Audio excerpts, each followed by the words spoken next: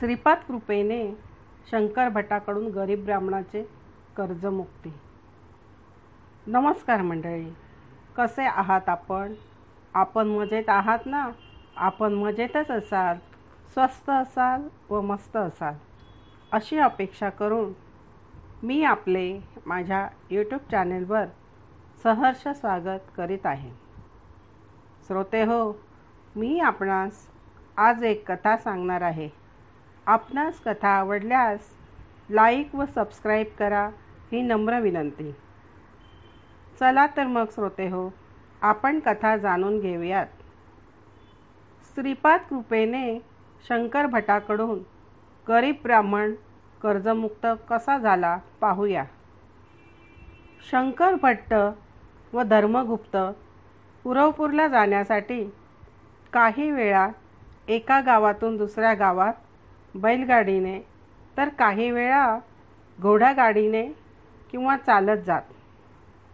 एकदा ते दोघे एका गावात पोचले असताना त्यांनी पाहिले की एक सावकार एका गरीब ब्राह्मणाला घरातून बाहेर काढून त्याचे सामान बाहेर फेकत होता. कारण त्या गरीब ब्राह्मणाने त्या सावकाराकडून कर्ज काढले होते. कर्ज मुदत देऊनसुद्धा त्या दरिद्री ब्राह्मणाने कर्ज फेडले नाही, म्हणून सावकाराने त्याला घर खाली करण्यास सांगितले.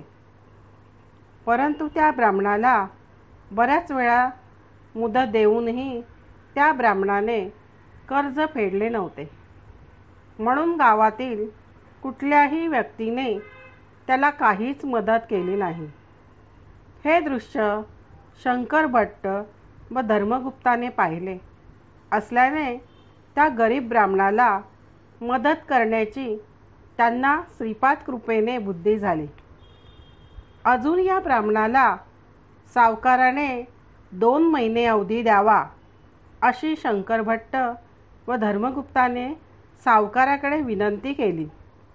श्रीपाद प्रभू यातून काही मार्ग काढतील असे त्यांनी सावकारास सांगितले. त्यावर सावकार म्हणाले की श्रीपादांच्या कृपेने ब्राह्मणाचे कर्ज फेडण्याची जबाबदारी तुम्ही घेतल्याने मी मुदतवाढ देत आहे. परंतु तुम्ही हे कर्ज फिटेपर्यंत हे गाव सोडून कुठेही जायचे नाही आणि कर्ज फेडले नाही तर तुम्हाला न्यायालयात नेईन.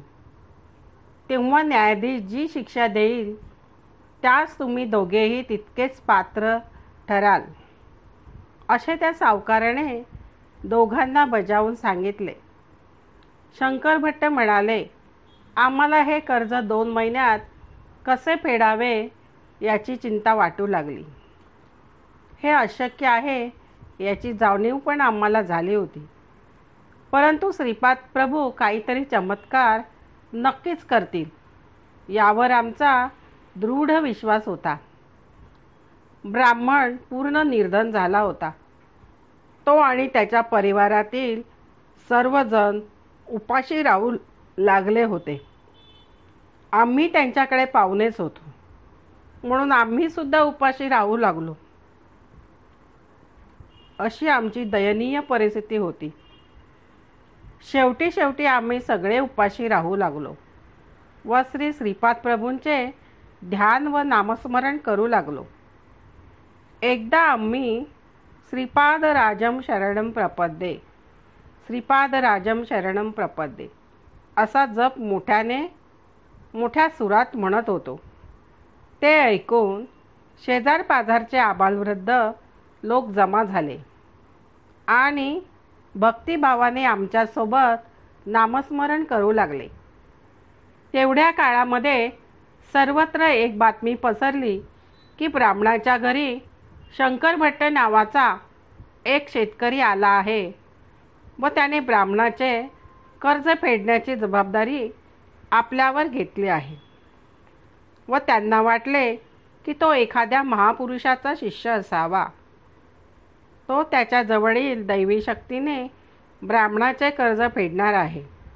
हा सर्व प्रचार गावात चालला असताना आम्ही फार घाबरलो होतो. व श्रीपादांची कळकळीने पूर्ण श्रद्धाभावाने प्रार्थना करीत होतो. नामस्मरण तर चालूच होते. ते गाव लहान असल्याने गावातील सर्वजण एकमेकांना ओळखत असत. तेथे नेहमी वेगवेगळ्या गोष्टींवर पैज लावली जात असे.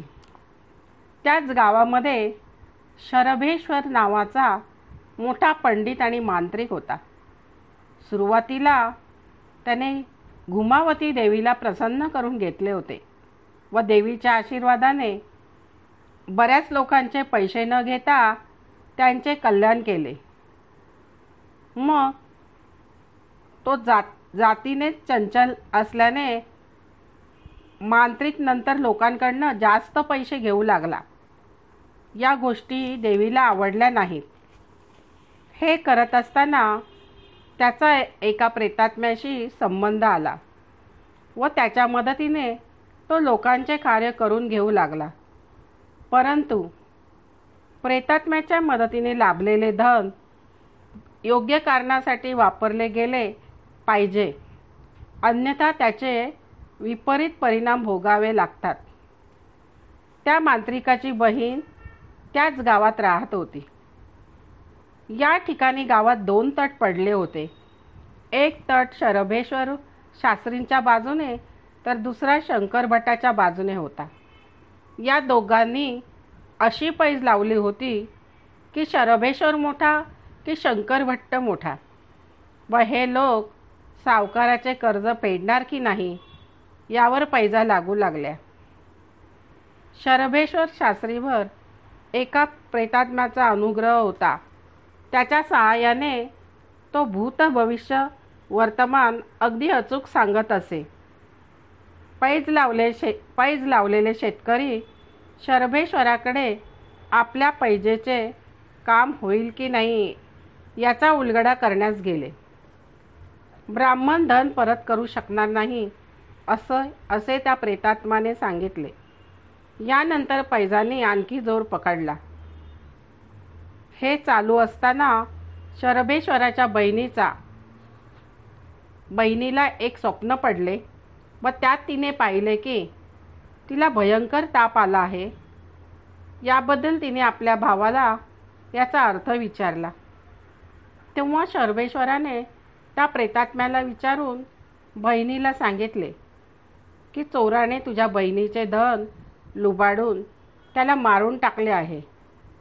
हे ऐकताच ती घाबरली व आक्रोश करू लागली.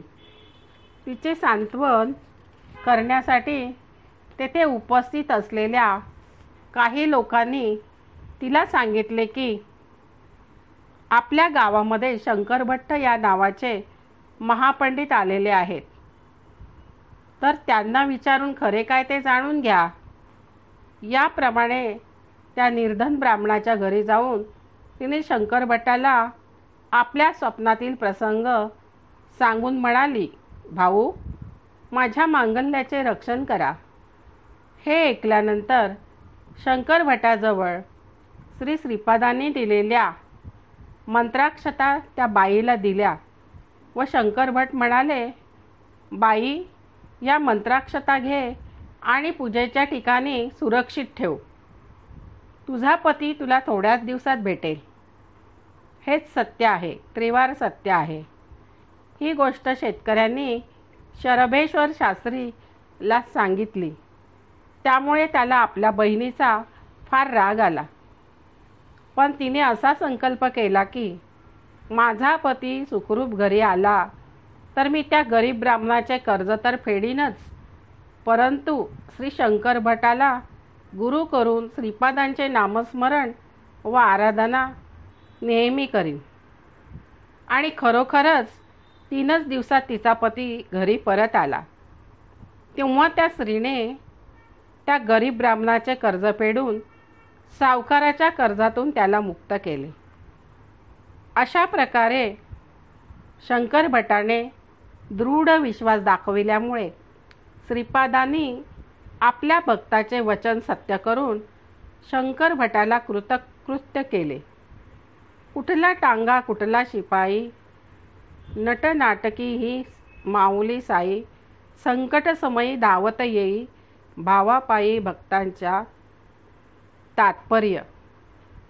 श्रोते हो, सामान्य माणसाने कर्तेपणाचा अहंकार सोडल्याशिवाय अध्यात्मशास्त्रात त्याची प्रगती होत नाही. कारण कर्तेपणाचा अहंकार हा विंचवाच्या विषापेक्षा पण दाहक आहे. एकदा का हा मीपणाचा अहंकार रक्तात भिनला की अमावास्येकडे झुकणाऱ्या चंद्रासारखे आयुष्य मलिन होत असते. म्हणून मीपणाच्या अजगर मिठीतून स्वतःची सुटका करून घ्यावी. या कथेतील शरभेश्वर हा पैसे घेऊन कामे करत असे, परंतु शंकर भट्ट श्रीपादांच्या अखंड सेवेमध्ये व नामस्मरणात असल्याने त्यांची कामे श्रीपादांच्या कृपेने पार पडत असत. श्रोते हो, आपणास माझी कथा कशी वाटली ते मला लाईक व सबस्क्राईब करून नक्की कमेंटमध्ये सांगा. श्रोते हो, आपणास माझी कथा आपण ऐकल्याबद्दल खूप खूप मनापासून धन्यवाद.